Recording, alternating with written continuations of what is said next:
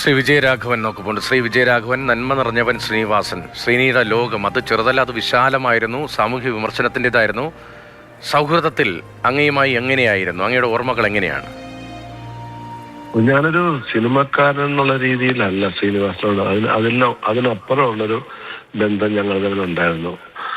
വളരെ അടുത്ത് പല പല കാര്യങ്ങളും തുറന്ന് സംസാരിക്കാൻ പറ്റുന്ന ഒരു മനുഷ്യനാണ്. എനിക്ക് അങ്ങനെ ഞാൻ എൻ്റെ ജീവിതത്തിൽ പരിചയപ്പെട്ടിട്ടുള്ള അപൂർവ വ്യക്തികളില്ല, സിനിമയാണെങ്കിലും മറ്റു ജീവിതത്തിലൊക്കെ ആണെങ്കിലും ശരി, ഇത്രയും വളരെ വ്യത്യസ്തനായ ഒരു മനുഷ്യനായിട്ടാണ് എനിക്ക് തോന്നിയിരിക്കുന്നത്.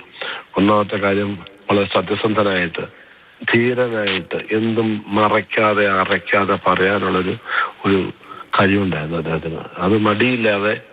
അത് പിന്നെ സറ്റയർ എന്ന് പറഞ്ഞ ഒരു സങ്കേതം സിനിമയിൽ ഏറ്റവും കൂടുതൽ ഉപയോഗിച്ചത് ശ്രീനി. അത് വളരെ ഭംഗിയായിട്ട് ഉപയോഗിക്കാൻ ശ്രീനിക്ക് അറിയാമായിരുന്നു. അത് രാഷ്ട്രീയത്തിലാണെങ്കിലും ശരി, സാമൂഹ്യ ജീവിതത്തിലാണെങ്കിലും കുടുംബ ബന്ധങ്ങളുടെ കഥ പറയുമ്പോഴൊക്കെ വളരെ ഈ പറഞ്ഞ പോലെ മറയില്ലാതെ അതിനെ വിമർശിക്കാനുള്ള, സ്വയം വിമർശനം എന്ന് പറയുന്ന പോലെ വിമർശിക്കാനുള്ള തൻ്റെ ഒരു ആർജവം ഉണ്ടായിരുന്നു. അതായിരുന്നു ശ്രീനിയുടെ ഏറ്റവും വലിയ ഒരു കഴിവെന്ന് പറയുന്നത്. പിന്നെ നല്ല ഭാഷാ സ്വാധീനം ഉണ്ടായിരുന്നു, വ്യക്തമായ ജീവിതത്തെ പറ്റിയുള്ള ധാരണ ഉണ്ടായിരുന്നു. അങ്ങനെയുള്ള എഴുത്തുകാർ വളരെ കുറവാണ് ശരിക്കും. ഞാൻ കണ്ട എൻ്റെ അറിവിൽ ഒരുപാട് നല്ല വലിയ എഴുത്തുകാരുണ്ട്. പക്ഷെ ശ്രീനി അവരിൽ നിന്നൊക്കെ വ്യത്യസ്തരായിട്ട് നിൽക്കുന്നത് ഈ പറഞ്ഞ അറയ്ക്കാതെ മറയ്ക്കാതെ ധീരനായിട്ട് പറയാനുള്ള ഒരു ആർജവമുള്ള ഒരു വ്യക്തിയായിരുന്നു.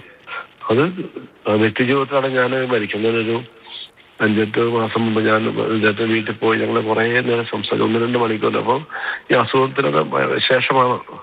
പക്ഷെ എന്നാലും ശരി, അദ്ദേഹത്തിന് ബുദ്ധിക്കോ അല്ലെങ്കിൽ ഹ്യൂമറിനൊന്നും ഒരു മാറ്റവും ഇല്ല, പഴയതിനെക്കാട്ടിൽ ഷാർപ്പായിരുന്നു. അങ്ങനെ ഒരാള് ഈ മലയാളത്തിൽ ഞാൻ കണ്ടിട്ടില്ല ഇതുവരെ. അദ്ദേഹത്തിന്റെ നഷ്ടം എന്ന് പറഞ്ഞാൽ അത് എൻ്റെ വ്യക്തി ജീവിതത്തിൽ എത്തുന്ന സുഹൃത്തും സിനിമയില് ഒരു നല്ല തിരക്കഥ, മലയാള സിനിമയുടെ ചരിത്രം എടുത്തു കഴിഞ്ഞാൽ എന്നും ശ്രീനി വ്യത്യസ്തനായിരുന്നു. അങ്ങനെ ആള് മലയാളത്തിൽ ഉണ്ടായിട്ടില്ല.